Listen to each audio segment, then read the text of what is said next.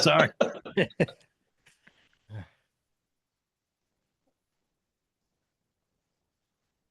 Let's begin with a word of prayer. Heavenly Father, thank you for this day that you have made, and thank you for all the blessings that you conferred on us and our families and our loved ones.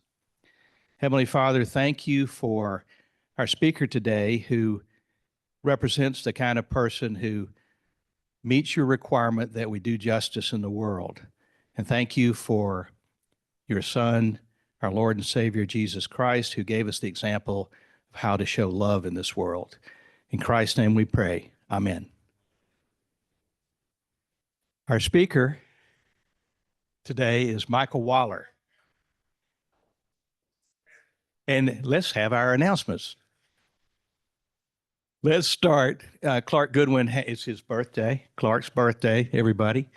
And Clark has some sad news to share with us. It's not totally sad, but it is. I know. It's about Charles Niagara. Excuse me. Let me. Would you? Sorry. Do you remember Charles Niagara? He's still in the land of the living.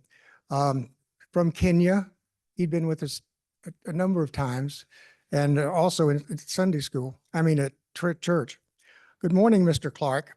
I hope you are doing well. I have not been able to join the men's breakfast lately. In late December, I was diagnosed with leukemia, and I'm currently undergoing treatment at Emory University on the Clifton campus. I am well, but I sure could use prayers from the men's breakfast.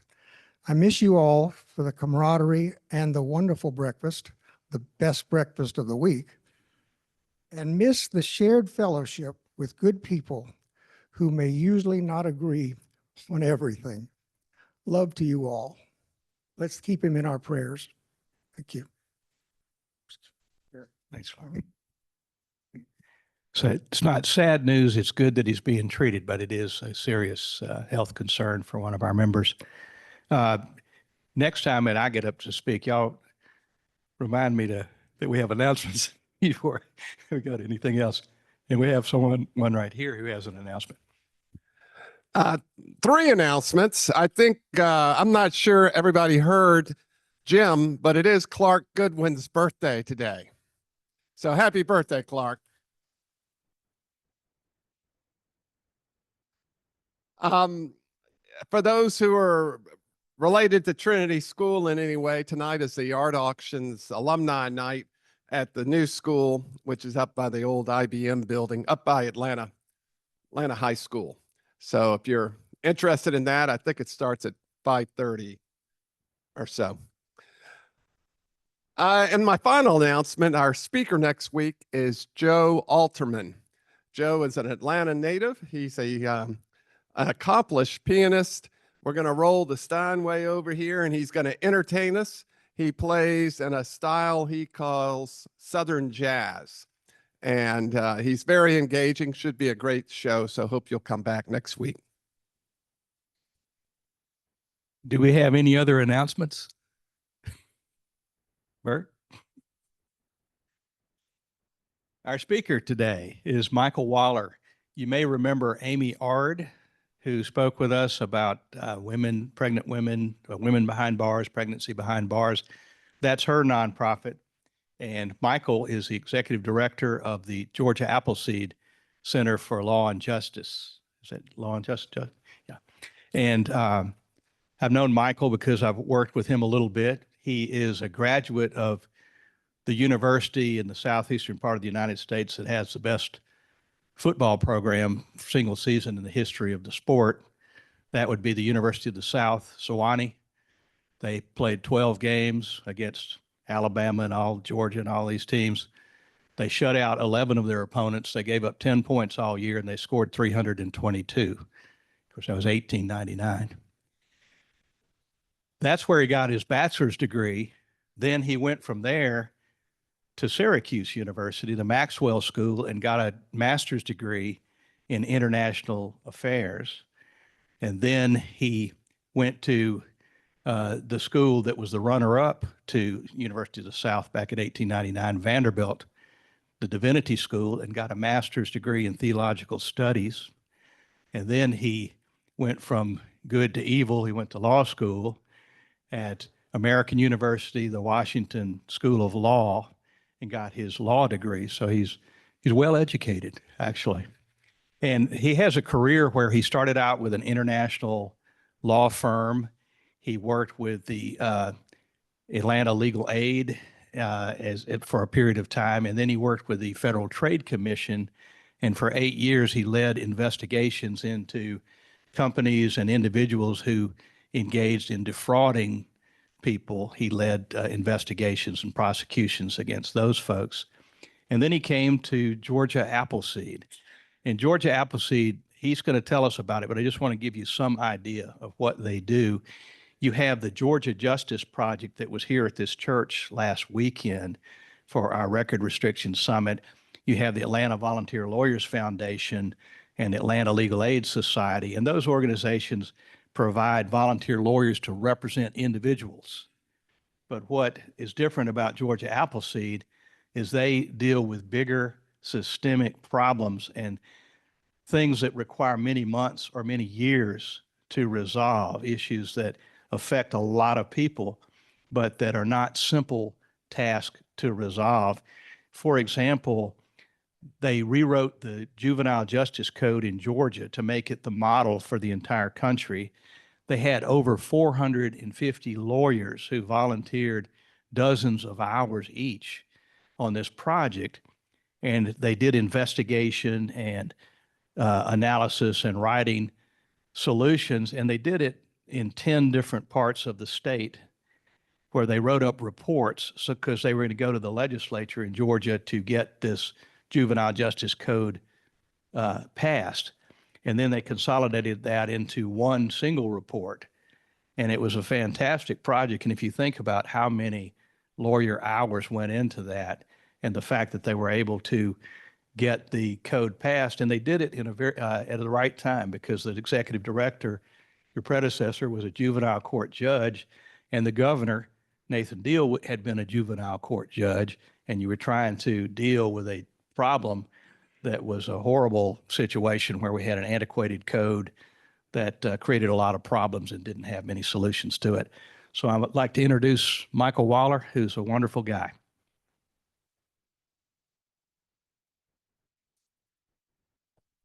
I will use this for just a second, and then I'll maybe transfer over to this.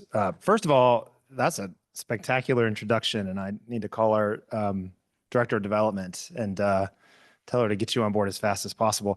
But I'll say the most gratifying thing is to a Sewanee alumnus, it is unusual and deeply, deeply gratifying to hear someone who is not a fellow alumnus or alumni refer to the 1899 football season. We talk about it obsessively all the time and no one else does, but I'm glad that somebody else gets it because it's very important to us. I'm going to transfer over to this. Do I need to turn this one off? We'll have microphones and people will ask questions when you're ready to receive a few questions and give us some answers. All right, everyone can hear me? Okay, great. It's a real pleasure to be here. You know, as Jim mentioned, and as y'all might remember, my wife was here, and she spoke very fondly of this group and her reception here. So I'm grateful to all of y'all for that. I'm going to start by talking a little bit about Christ for just a second. You know, something very special about Christ's way of teaching to the world was that he involved children. So he welcomed children in. He used children as an example for what faith could look like. He encouraged us to be like children. And he told stories about kids. That's kind of unusual. You don't see that as much in some other world religions in their approach. So children are very special. And I think as Christians, we should remember that. But it's not just the scripture and the explicit references to children, I think, that bring the child as a particular person in the moment, but also a state of life that should be protected in Christianity. It's also the structure of it itself. If you think about the way that the Christian story begins and ends, it begins with the birth of a child. And that is our high holiday. We have two high holidays, right? The highest of holidays for us. We have Christmas, the birth of a child. So a family is created. And then we have Easter. And Easter is the death of a child. And if you think about that moment, particularly the crucifixion, and you think about what the dynamic is there and why it's moving, it's because there's a mother and there's a father, and they're watching their child die. I don't think any of us can think of anything more painful to experience. And what would happen immediately after that for any parent who has gone through that? Your desperate desire for that child to be reborn. And so the story completes itself because the child comes back to the parent. The most fervent wish of any parent. And the most fervent wish of any parent is to protect their children. Whether that parent is the biological parent of a child, an adopted parent, extended kin, an aunt, an uncle, it doesn't matter. That is the most fervent wish, is for a child to be protected. So I'm going to talk about children and politics because that's what we do. But I want to start by just reminding ourselves that it is our job and duty as Christians, as good citizens, to protect children. They are the weakest among us, and they are also our future. And that's an important thing to reflect upon, that the weakest among us are our future. And so it is our duty to find the weakest among us and protect them. And the more powerful that we are, the greater our duty is to protect the weaker. So I just want to start with that meditation because I think it sets the scene for what I do and describing what I do, and it helps explain my own passion for it and why it's important to me. So Georgia Appleseed is probably the smallest little law firm you've never heard of, the most important little law firm you've never heard of, and we do a lot of different things. And we're often in the background, behind the scenes. We don't seek a lot of press. We don't try to put ourselves out in the limelight. It's just not our style. It never has been. We were founded in 2005. This is our 20th anniversary this year by Sharon Hill and a group of visionary lawyers in the Atlanta legal community. And we're part of a national network. There are other Appleseed centers. And the idea was to create a very pragmatic center that would look at injustices in Georgia and find solutions, deep solutions. Look at injustices that were because of systemic factors, where there was a system involved and it's complex and sort of Band-Aids here and there weren't going to do it. So how do we get to the depth of the problem and solve it? I'm using very general terms because we weren't specifically focused on children. Georgia Appleseed at that point in time took all different types of projects. We looked at how communities, poor communities in particular, maintained wealth in the community and how wealth was lost. We looked at the rights of forensic patients. We covered all kinds of issues. We looked at race and law enforcement.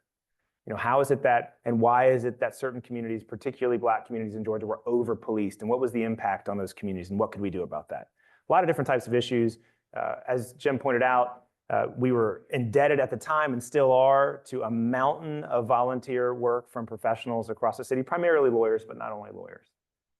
Then in 2019, we decided to take a step back and look at what we had accomplished over the years since 2005 and refocus. At that point, we looked at our most successful, perhaps, strand of work, where we had developed the best, sort of the greatest reputational advantage and what was needed in the state. And we decided the state needs a center for children's rights, effectively, that looked at the state of children and projected a vision for what Georgia could look like for children and focused on that. And so the organization focused exclusively on children, particularly what we call housing justice and school justice inside of Georgia Appleseed in 2019. And since then, we've grown tremendously. So in 2019, there was about 4.5 staff. We're now at 11, hopefully soon to be 12. I think we were, $500,000 a year kind of organization. We're now a $1.7 million organization, $1.7 million a year organization. So we've grown a lot. That's because people really responded and said, yes, we need this. We need this. And we've got a long way to go. We're a statewide center, but we're only 11 folks again, and the need is really tremendous across the state. So I'm going to tell you a little bit about myself because Jim asked me to do that, and I'm going to talk a little bit more about the organization. But before I do, I want to kind of give y'all a sense of the breadth of the work of the organization because we do a lot. And we do a lot because those 11 people sit on top of a mountain of volunteers. So every year we get about 2,000 hours of time donated to us, primarily from the largest law firms in Atlanta and across the country. So we have teams of lawyers working all across the United States just for our organization on a wide range of research projects. So for example, in just the last 6 months, we've probably had 30 research projects that have been farmed out. And these range from things as small as, hey, we've got this one legal issue, please produce a memo on this, to we'd like you to look at all 50 states, look at the way that they treat children in foster care, look at some of these other countries, get back to us with a compendium of all that research and a memo analyzing all of that. Sometimes they're pretty creative, or creative for lawyers anyway. We'll say, hey, we want to understand and have a model of what behavioral health for children looks like in Georgia. What's the policy model? Like, what are all the laws that are and policies that are adjacent to behavioral health for children in Georgia? And so that if we decide to propose a reform, we'll understand how that reform affects all kinds of other laws already in place and those sorts of things. And so sometimes we also do interviewing projects, and sometimes lawyers volunteer for us to actually provide direct legal services to kids. So I'm going to talk a little bit about what is here on the table and kind of share those with you, and then we'll talk a little bit about me, and then if that's at all interesting, and then we'll talk a little bit about more of our work. Does that sound good to everyone? Okay. If anyone has any questions about anything, please, I know we have a Q&A period sort of at the end, but please just interrupt me at any point. And I can talk about anything forever, so be careful. All right, so what I want to do is just show you a few things, because I think it kind of demonstrates the breadth of what we do. So on the table here, and I'll pass some of these out, I'll start with something really fun. So these are bookmarks. One of the programs that we have is that we work with children in foster care. So children in foster care is a very special population to us because they're vulnerable in a lot of very special ways, and they're our children. They're the state's children. We have accepted the responsibility, everybody in this room has accepted the responsibility to care for these particular kids. Well, we need to hear from these kids. We need to understand what their experience is like. So one of the ways that we do that is we commission artwork from children in foster care. We pay them. We say, you've identified as an artist, paint us a painting. We have an artist, a professional artist that will help you and guide you, and then we're going to buy that painting from you. And so then we display those paintings every year. So these bookmarks have an example of a few of those paintings for kids. So I'll spread some of those out. You can look at those. And we do this because it's easy to find, if you just go to try to talk to the kids who talk a lot, you're going to end up with a self-selected group of children, right? Jim, would you mind just kind of handling this? Self-selected group of kids, but we want to find the kids who aren't necessarily comfortable talking or aren't comfortable sitting down with an interview with a bunch of lawyers. And this is our way of having a direct connection with kids and hearing from their experience. So what do we do for those kids? Many of those kids, and also thousands across the state, are expelled and suspended from school every year, and often for situations that aren't really their fault. So Georgia suspends or expels about 130,000 kids every year in Georgia out of school for some period of time. And about 17,000 of those kids were out of school for 10 days or more. And the Department of Education did a study that said if you're out of school for 10 days or more, your chance of graduating drops to 50%. So some significant percentage of those 17,000 children make up the 21,000 kids that drop out of high school every year in Georgia. And those 21,000 kids will live 10 years shorter lives. Their lives will be 10 years shorter than if they graduated from high school, just simply walked across the finish line. Those kids, over their lifetime, if they did nothing else, didn't get any additional degrees or anything like that, would earn $500,000 less over their lifetime. And they're much more likely to be in jail or in prison. 61% of our inmates in Georgia prisons didn't graduate from high school. Now, if some little percentage of those kids, and let's say we match that to the general population, go on to get associate's degrees, and some of them get four-year degrees, and some of them get postgraduate degrees, then we're talking about $5 billion in lost income to the state every single year. Income generated, kids coming in, growing up, and earning income and sticking that into the economy, and $270 million in lost taxes every single year from just those 21,000 kids. So we said, gosh, there's a strategic opportunity here. If we can get some more of those kids across the finish line, they're going to have better lives, right? They're going to live longer. They're going to stay out of prison. They're going to actually be able to contribute. And then the state also will benefit because we'll inject, these degrees, these graduates into the economy. They'll make money, they'll pay taxes, they'll do all the things that people do. So we started a program we call the FAIR Project, and we provide direct legal services to kids who are at risk of dropping out of high school because of a suspension or expulsion. And we provide the kids with legal representation or legal support. That's all we do. But no one else had done that, really. So you know what happens when you have an intervention that's never happened before, you get great results, right? So we'd had a third-party assessor come in, and just having that adult show up, and it turns out it doesn't even have to be a lawyer. We can coach a caregiver to go do this, and it would save 122 days per kid per incident on average. And here's what that actually means. That means that the school says, you had a vape pen in the bathroom, right? So we want to suspend you for a year and a half. And you'll say, that seems like a lot for smoking in the bathroom. But that is in fact the typical proposed penalty. If you get a trained parent or a lawyer to show up, these kids are entitled to a hearing, then the school has to kind of take a step back and think about it, because the lawyer or the parent presents evidence like, oh, well, actually the kid has a substance abuse problem, or actually maybe it wasn't even her vape, or are you really going to do this to this kid? I mean, look at this kid's background. All of a sudden the school says, oh, that's right, that does seem a little crazy, like we could probably do something else. So that's why just having an adult in the room changes everything for these kids, which those of you who have shown up for a kid before know that. If you don't show up for a kid, all kinds of crazy things happen. If you show up for a kid, everybody gets reasonable, right? So we started showing up for kids. And so right now, we're in about 200 kids are referred to us every year. We're growing. We're hoping to grow this project. We'd like to hit at least 400 and then grow beyond that as well. So I've got, afterwards you can kind of look. I've got, these are a little flyer on that particular area of our work. And you can look at that. And actually, please take these with you. If you know of a kid, now we're serving kids who are low income, right?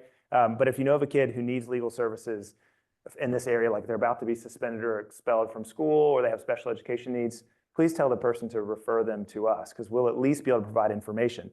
For folks who don't actually qualify for our direct legal support, we have tremendous amount of information on the website about how to coach parents, even sort of gamified, online, on-demand training courses that parents can take to help them prepare. So regardless of what someone's income level is and that sort of thing. So those resources. All right, so that's something else that we're well known for is the resources. So if you think of our first part of our work, direct connection, we actually connect with the kids, maybe through artwork, maybe through providing direct legal services. The second part of Georgia Appleseed's work is what we call growing the community of advocates, right? So growing the community of advocates, what that means for us is we form coalitions. We bring people together to actually push legislation and things through, to talk to people, learn from folks. But we also train people to be better advocates for children. So on our website, or when you bump into me or someone else, we'll have lots of materials for you, and we'll have materials for you regardless of sort of where you are in the journey of being a child advocate. So on our website, we'll have quote unquote help guides that are written for folks who read at 60 words a minute or less. So low literacy adults. By the way, that's the hardest thing in the world to write. Very painstaking kind of to write those things. Very high level, helps people scaffold sort of how to help their kids in education setting and housing issues and things like that. Then we have sort of middle of the road references for case managers and others. And then sometimes we have really technical manuals just for lawyers. So if you're a lawyer and you're interested in representing a child in a tribunal, school tribunal to keep them in school in Georgia, we have the reference for you right here. And it's got all 200 footnotes, just the way a lawyer would want, right here. And the footnotes are tiny. So just the way that lawyers like them, right? Like you can't read that.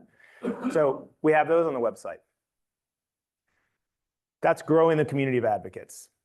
So when we do that, we meet with you, we learn from you. We help grow the community, the confidence, the competence, the number of advocates across the state for kids, and we learn from you. And we learn from the kids that we had that direct connection with, that we represented or that we worked with through the artwork, or maybe we met a family during a tenant or landlord-tenant kind of workshop that we did to teach parents how to advocate for their kids to have healthier housing. Those things that we learn, those lead us to the third thing that Georgia Appleseed does. So we had direct connection, right? You got to meet with people, you got to sit in proximity with people, as Brian Stevenson would say. They grow that community of advocates. The third thing is systemic policy reform, which is what Jim talked about and which is our sort of reason for being. And systemic policy reform, that's just politics. It's politics on the local level. So the legislative bodies for schools, for example, the school boards or like local city councils, up to the state level, and we dabble a little bit in federal politics, but not really. We're very Georgia focused, Georgia grown, Georgia focused organization. We take what we learn from you, now you're part of the community of advocates, we take what we learn directly from the kids, and then we translate that into policy language. And then we advocate for that. And I'll give you some examples, but the reason why I say it that way, that's what we call the Georgia Appleseed way, which is like we listen to someone and then we form a policy approach. That's really important to us. It's actually rooted in John Dewey's work. He wrote a book, the philosopher, he wrote a book called the People and the Public and Its Problems.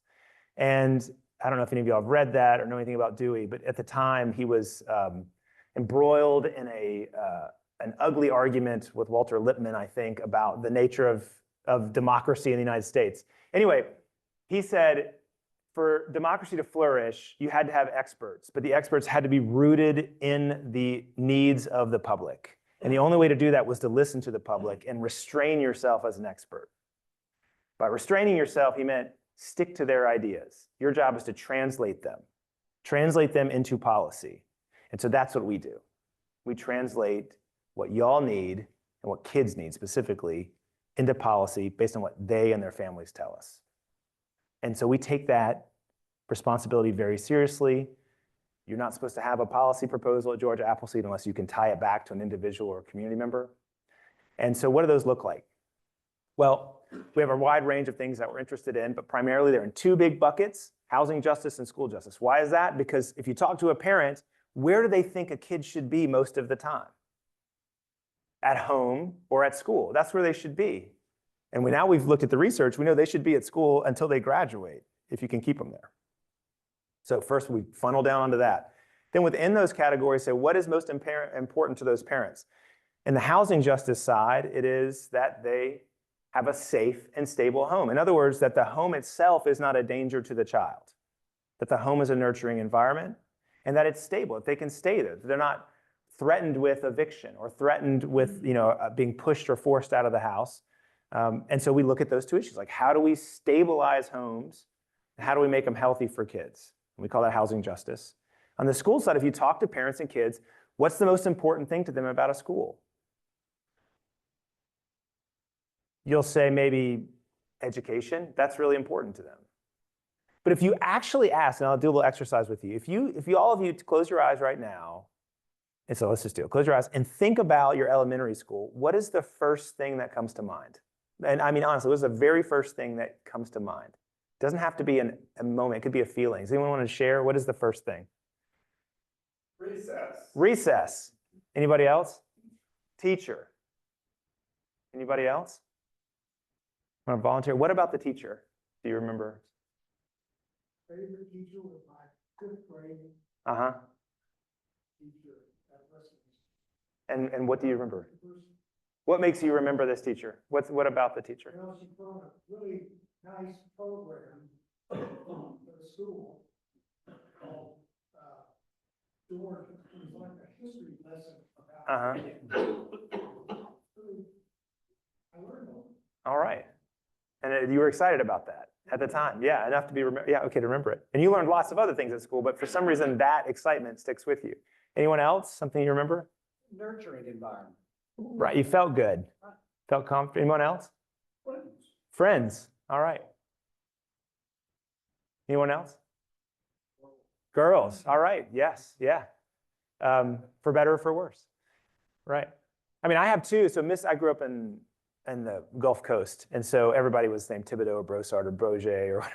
So Miss Thibodeau, and she was so nice to me. And she gave me candy. So I remember. She's a great teacher too. And Miss Kanega, who would let me into the library every morning before school. And no one else. She knew that I wanted to read. There seemed to be no reason for me to be outside. I one day knocked on the door and said, "Can I come in?" And I guess you weren't supposed to do that. And she thought, "Yeah, why not?" So every morning I would go into the library, and I had the library all to myself for like half an hour. And I would read, and it was just tremendous. But what you're describing is a feeling. It's this nurturing environment, maybe an environment where you felt safe. And if what you remember is not positive about school, it's probably not because like, oh, I didn't learn a damn thing in elementary school. It's probably like, I didn't feel good. I didn't like the environment. This person was mean to me, or I didn't have good relationships. So those feelings are what we call school climate or positive school climate. And that's really important to education. It's also something that can counteract negative things in kids' lives. So you've heard about adverse childhood experiences, perhaps. These are things that happen to a kid that will affect their life and well-being, their health and well-being for the rest of their life. Positive childhood experiences are things that can counteract those impacts. And a positive school environment can do that. So on the school justice side, we look at how the adults in the room act, what kind of environment they create for kids. Are they providing a safe environment? Are they providing a nurturing environment? Are they providing the educational resources and the behavioral supports that the child needs? That's school justice for us, because the stakes are really high. If you don't provide that environment, you have more kids that get in trouble, that distracts other kids. You have more kids that end up being referred to juvenile court. You have more kids that end up dropping out. And of course, terrible things happen from there on, right? That is our school justice side of the house. So Georgia Appleseed, there's 3 parts to what we do. Direct connection, we provide direct legal services to children. We train adults to grow the community of advocates, to be better advocates for kids. We take what we learn into systemic policy reform. And so we work on all kinds of issues. We work on reforming laws. That's typically what we do. We write laws and legislation.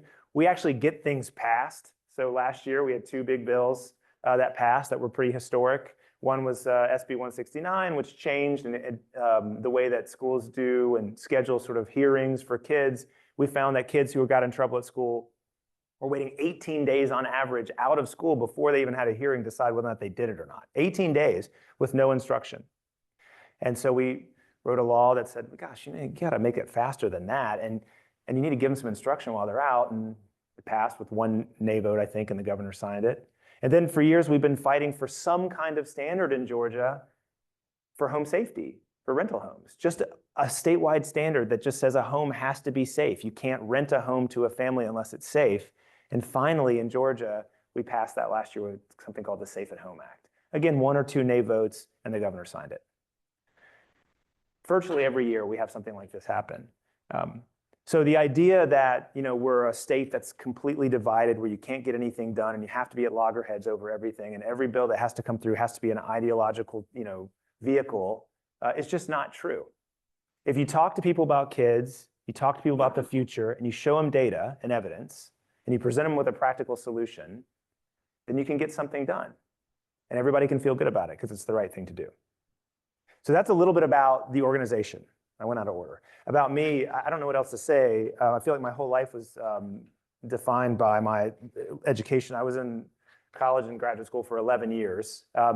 I joke that I was a full-time student from the age of 3 until 29 and never missed a semester. I still think in semesters. It's been a long time, but I can't. And I always think I'm about to have summer, and I'm going to have a few months off or something, do something different. And I'm disappointed every year when I realize, like, oh no, that's not how the world actually works. Like, I have to keep on working. So someday I feel like I've got to figure out a way to make it back into the classroom just so I can have, do that. I grew up in South Mississippi in a little town called Ocean Springs. Everybody been there? No? Anybody heard of Biloxi? Okay. So anybody serve in the Air Force and was actually at Keesler? Sometimes we have a big Air Force base in Biloxi. You did? Okay, all right. So Ocean Springs is across the bay from Biloxi. Ocean Springs is actually old Biloxi. It's the one that was founded by the French in 1699. And they thought they had found the mouth of the Mississippi River.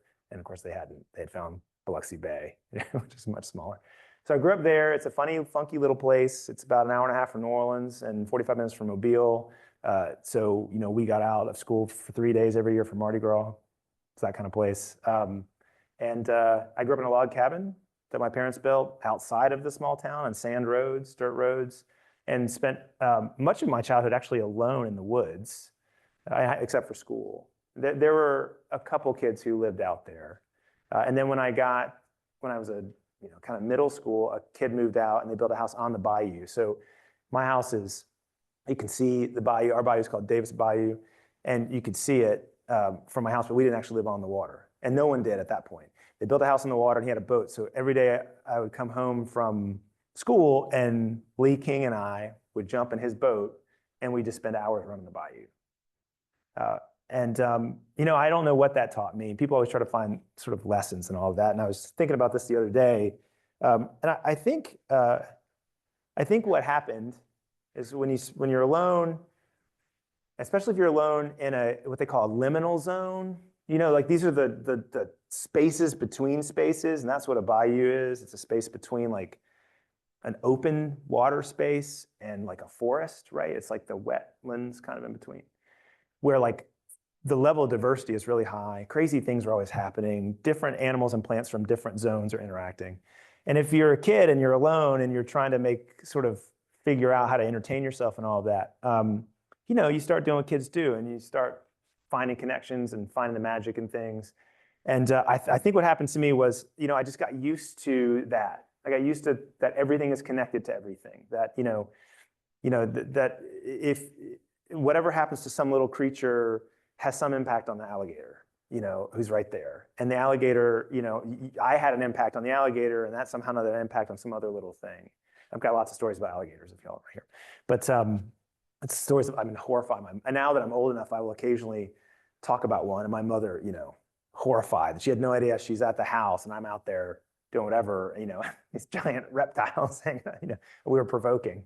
But anyway, so I grew up there. I had a very sort of parochial, view of the world. Like it was very closed in. It was very protected. I saw snow for the first time when I was 18. It was very, didn't travel very much. But in 6th grade, I had this really cool opportunity.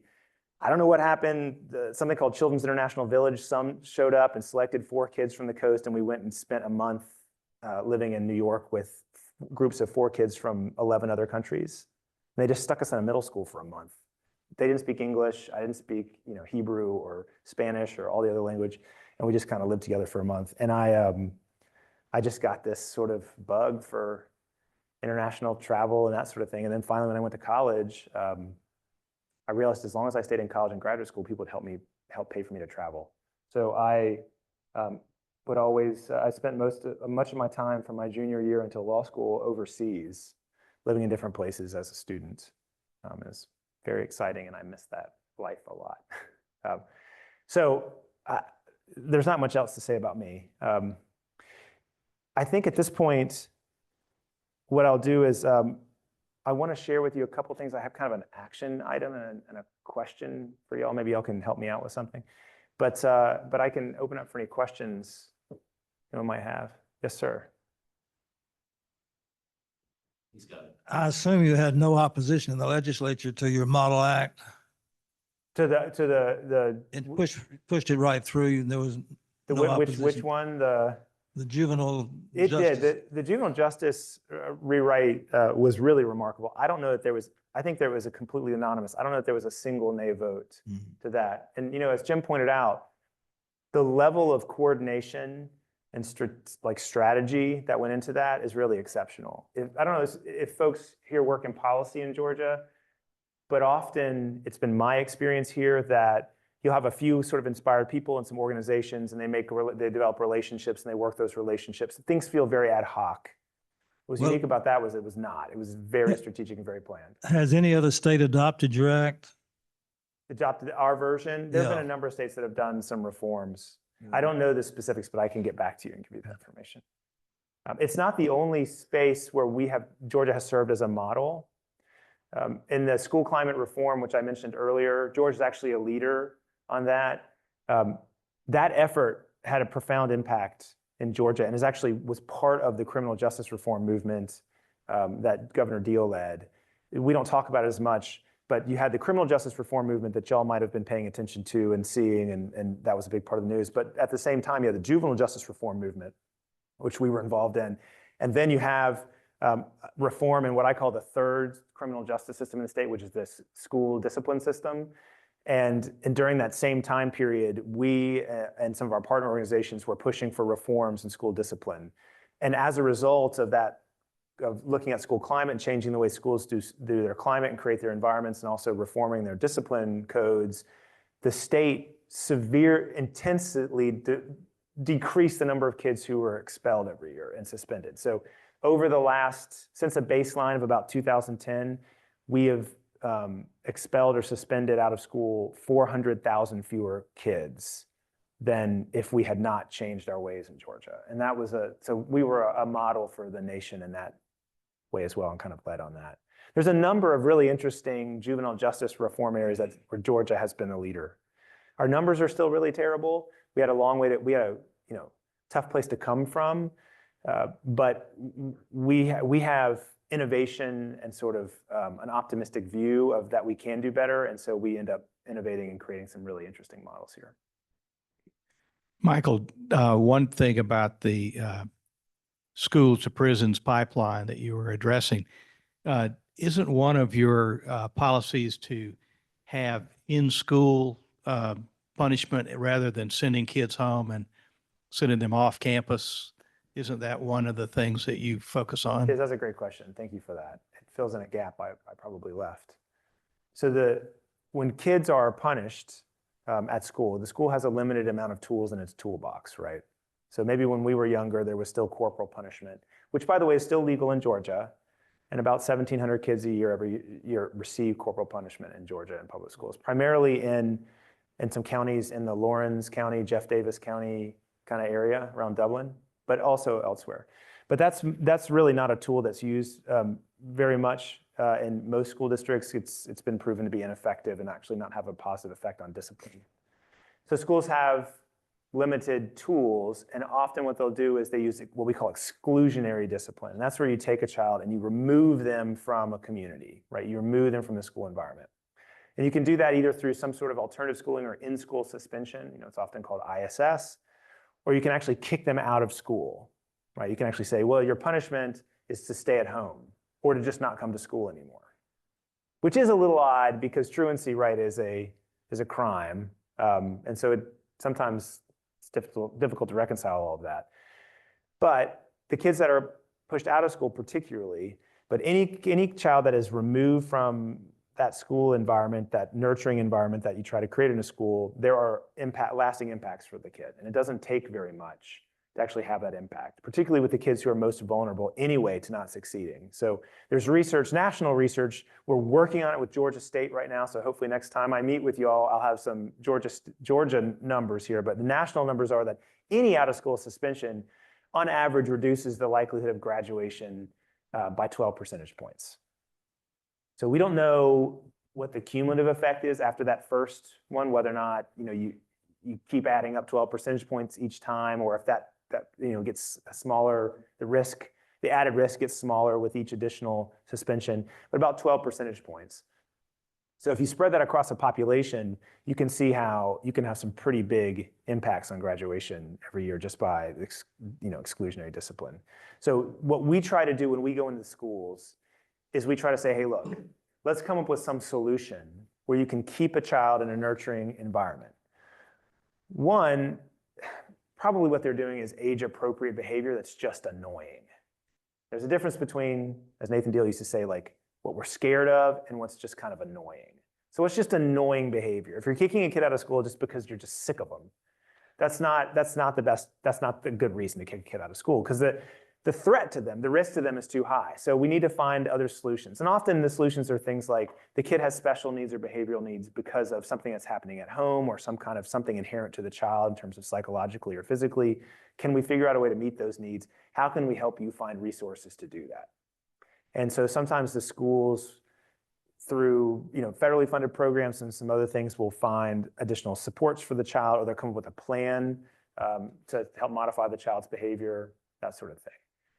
Where that gets complicated is when the schools and the state don't support schools enough, or the schools don't support their teachers enough, or the state doesn't support the schools enough with the resources and training and all of that in order for them to provide those support services. But the idea is that the child stays in the school environment, the child's parents ideally, but the child, and then the school come to some kind of arrangement about how the child will act in that environment, and then the resources necessary to support the child will be at the school. So what do those supports look like? They may be just a tutor, They may be someone who checks in with the child. They may be that the child needs to be in a different type of learning environment. It could be the child needs behavioral health services. And so a big area for us is expansion into getting more and more, supporting schools as they try to provide more behavioral mental health services for kids in schools. There's something called the APEX program, which does that. Yes, sir. You indicated that all of these things in our society are interconnected. How do you see the effect of our criminal justice system, particularly our Department of Corrections at this time? I think we've all read the articles of how horrid and desperate and people dying and prisons being run by the criminal element. And how do you see that connecting back to the children and where you've got this great focus? Sure. Well, there's a few threads there. I mean, there's the most immediate impact, which is you have incarcerated parents. So those parents, when they come out of it, let's say they leave incarceration, they've learned behaviors or they have traumas they have to deal with. And so there are behaviors associated with that then they are passing on to their children, right? And I think we can all relate to this. I often encourage people to really try to relate. I mean, we can all think of things we'd like to have done better as parents or as aunts or uncles or kin to people or just helpmates. And so you imagine just magnifying those issues if you had learned them because you'd been incarcerated or something like that. So that's their immediate impact of like parents being there, not supporting the kids in their education, maybe teaching them, or maybe there's other challenges too related to that are more acute. Then there's the parents not being around because they're in the system. And so then that has an impact on the child, right? So it leads to housing instability. It leads to all kinds of behavioral challenges for children. It leads to all kinds of mental health challenges for children. It leads to physical health because they're not nourished as well as they should be at home because they don't have as much income. Then there's a break in, there's a sort of a problem with knowledge. People don't understand that the criminal justice system as it's built in Georgia today doesn't benefit anyone who goes into it. And so there's still this idea that if we push a child or a young adult into the criminal justice system, they will learn their lesson and they'll come back as better people. And so we have a system still set up where we're pushing kids into juvenile court. We're pushing young adults into the adult criminal system, thinking, problem solved. You know, they're going to learn their lesson and come out someday, or we've removed this element. And that is just not what happens. So just take suspensions, which is a similar kind of thing. Just push them out of the environment, problem solved. If you expel a kid or suspend a kid for a long period of time, their likelihood of becoming a victim of crime goes way up because they're on the streets effectively. And they have parents who maybe can't care for them because they have to work. And then their likelihood of being a perpetrator goes up because they've been victimized or they've learned behaviors or they have to learn how to survive, right? So that's just on the school level. The idea that our folks are going to prison in Georgia and learning to be better people is just patently ridiculous at this point in time. So if they come out, they may come out not wanting to do anything wrong, but they may find that they have limited choices. You know, they're ostracized, they're running with the wrong crowd anyway, they're isolated, they have mental health problems that are unaddressed that lead to substance abuse problems, and then they get into trouble again. So there is a very close connection, and it's not just about the direct impacts of people who've entered the system. It's also that we have to kind of change the way that we think about our punitive systems because they're not doing what we seem to think they're doing. I'll give you an example. There's a bill dropped into the legislature a couple days ago called SB 61. And this is, it's going to be supported by a lot of powerful members of the legislature. And the bill wants to make alleged terroristic threats by children, to put that into the 7 deadly sins. So in Georgia, if you are a juvenile, you go to juvenile court, right? You're only tried as an adult if you do something like murder or something like that, and you go into Superior Court. So this bill would say, okay, adding to that list of murder and rape and those kinds of things, domestic terrorism allegations. She said, well, that sounds okay. Terrorism sounds terrible. Well, if you look what that actually means, both in terms of the definition and also practice, and we know because just this since Winder, you remember the school shooting in Winder in September, since Winder, we've received 72 referrals of kids who have been accused of domestic terrorism or threats against the school. So we actually know, I know what that actually looks like.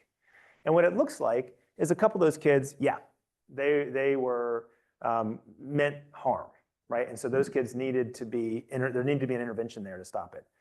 But the rest of those kids, they were just doing dumb kid stuff. Sometimes it's ridiculous. Sometimes like one kid, 12-year-old maybe, was bent over a pipe cleaner in an arts and crafts class and said, bang, suspend expulsion for a year. The other kid sat on a kid and said, I'm not going to get off of you until you die. Domestic terrorism, expulsion. These are not, I'm not exaggerating. I'm actually not even really cherry picking that much. These things are just as ridiculous. Sometimes the kid did put an image, you know, a 14-year-old boy put an image on his private Instagram account, didn't want anyone else to see it. It's a picture of a gun, telling his buddies, hey, don't mess with me. You'll see me in fourth period. That kid was detained, was in juvenile detention for 2 weeks before a private attorney. This child wasn't referred to us. I talked to the lawyer who asked me for advice, but until the private attorney was hired, went in and got a psychologist to do an assessment. Of course, the kid's not at risk. He's just a 14-year-old, dumb 14-year-old, right? Who found a cool picture of a gun and whatever and thought he was telling a joke. So these are the kinds of things that where the school naturally is overreacting, trying to protect everybody, but in the process doing a lot of harm to kids and maybe even creating dangerous situations, right? But the idea again is, oh, well, we'll just punish these kids. So SB 61, which was created with good intentions, will take those kids, my kids, those 72 kids, and now they'll be referred to juvenile court and go to superior court. So now you'll have a child accused of domestic terrorism if they're between 13 and 17 years old, and they'll be tried in superior court. Now, hopefully you say, well, once the pipe cleaner thing comes out, they'll be thrown out of there. Maybe, but a lot of damage will have already been done by that point in time. And it's a huge waste of resources and time. Is that where we want our resources directed, to those kinds of issues, that you're distracting yourself from the serious concerns, the serious threats? And I can talk, if you'd like to talk more about threats and threat assessment, we've been doing a lot of research on it. I can talk to you about that. We've been having meetings with the Speaker of the House and with the Lieutenant Governor's legal team and with other lawmakers trying to talk about evidence-based programs that actually make schools safer. So I'm happy to talk about that too. Michael, I have a comment and a question. About 10 years ago, we had a member who was working with people on death row down at Jackson State, and he took a group of us down there for a tour, which was very interesting. We met with the warden at the front end, and the one comment he made that stuck with me all these years is he said, well north of 50% of his inmates went through the foster care system, which is stunning. My question to you is, there's a bill before the House about locking up guns, keep them away from children. Are y'all involved with that bill at all? So we're not directly involved with it. We're supportive of measures that protect children. So insofar as there's incentives to keep guns locked up so the kids don't have access to the guns, that we're supportive of that. And I should say that, I was talking to Jim about this before. The political sands, as we have known them in terms of who supports what and what you're supposed to support based on your supposed or apparent political ideology, is shifting very, very quickly. So I'm having conversations with Republican lawmakers who are presenting all kinds of solutions that we thought would never come from a Republican lawmaker before. And likewise, Democrats are talking about things that they might not have talked about before. So when you hear opportunities like that, particularly if they're coming from Republicans who in the past would have felt like, oh, I can't talk about anything like this because it'll immediately be shut down, that's a signal that they're looking for support. And it's a moment where you can say, hey, this is a reasonable thing and I'm going to give you support, because they're sticking their neck out. And right now it's undecided, right? Like how that's going to work for these Republicans who are trying to say, hey, we're willing to come up with some solutions. If they're not supported, then they'll learn, oh yeah, I can't do that anymore, and we won't see solutions like that.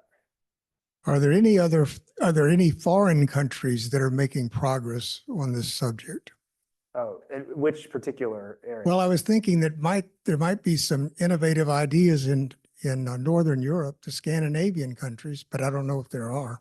Yeah, oh gosh, yeah, that's dreamy. I mean, if we think about the way that Finland, for example, does its educational system, if we could do that here, it would be pretty remarkable. And I encourage y'all to read about their system. One of the things that makes their system different, educational system different from ours, and I'm going to say this, give me a chance to explain it before anyone gets offended. That system has a more quote unquote professionalized educational system. In other words, the standards for teachers are more, there's more standardization of what's required to be a teacher. And so teachers at all levels have master's degree, for example, and they're also given a lot more independence. And so it's a much more prestigious job. And as a result, the competition, as I understand, to get into education schools is really, really high. And here, again, this is an attitude issue here. We tend to take people who are willing to be teachers, which, by the way, is a very difficult job. You've got to want to do it because it doesn't pay very well. It's demanding. It's actually very hard psychologically and all of that. And then we don't give them much prestige, and we don't pay them very well. And so what happens is we end up with a mix of different kinds of systems all across the country trying to recruit teachers, but then also seemingly driving them away when they come. And so that's on us. Like we as a state could just decide, well, we're gonna treat the teaching profession differently. And there are models that we could follow. It's not like there aren't places that have excellent educational systems for us to observe and to look at. They also have much lower rates of discipline problems. And this is something that Georgia learned. If you create a positive learning environment, and there are evidence-based programs to do that, one's called Positive Behavioral Interventions and Supports, PBIS. If you do that with fidelity, you will reduce the total number of discipline incidents in a significant way. What that means is you then have the ability to focus on the very serious discipline problems. So there are solutions that work, but they have to be applied with fidelity. Well, I think we're about out of time, Michael. That was wonderful. We appreciate you this morning. Can I say one last thing, local call to action? So if you're thinking sort of what can I do? Well, there's like three main things. You can get involved. Mentoring is a very big deal. So there are organizations that do mentoring. You can volunteer with us, of course, or write us a check and that sort of thing. If you want to volunteer with us, please talk with me. If you're a lawyer in particular, we need lawyers to represent these kids. And then finally, about SB 61, Senate Bill 61, call the Lieutenant Governor's office. Call your legislator and say, I want to do something about school safety. School safety is important. I don't think penalizing kids more, particularly kids that haven't been demonstrated to be any kind of threat, will solve any problems at all. This is not the right solution. And Michael, you have some materials that people So feel can free to pick up. come up. Again, I got kind of a hodgepodge so you can see the various different things we're involved in. This is just a small array, but we've got some housing materials here, a toolkit that you can take with you and hand out to families who might need to learn how to advocate for better housing conditions.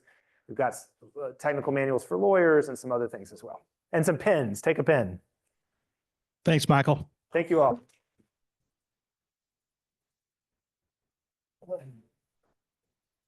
Oh, good. Yeah,